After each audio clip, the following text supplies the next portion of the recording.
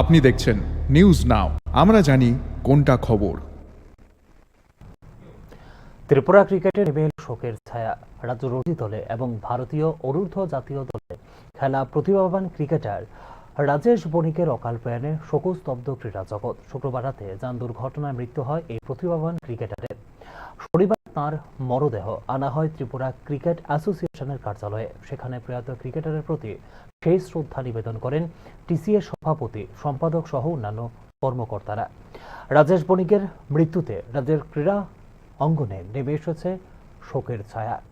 তরুণ এই ক্রিকেটারের প্রাণবন্ত উপস্থিতি এবং খেলার প্রতি অগাধ নিষ্ঠা দীর্ঘ দিন মনে রাখবেন ক্রিকেট মহল।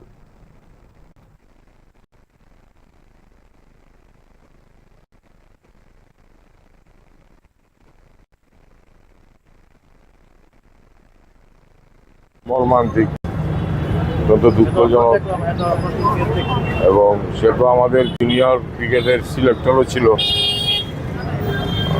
একটা প্রতিভাবান ছেলে, ত্রিপুরা রাজ্যের ক্রিকেটের একটা আজকে নক্ষত্রকে আমরা হারালাম অকাল প্রয়াণে।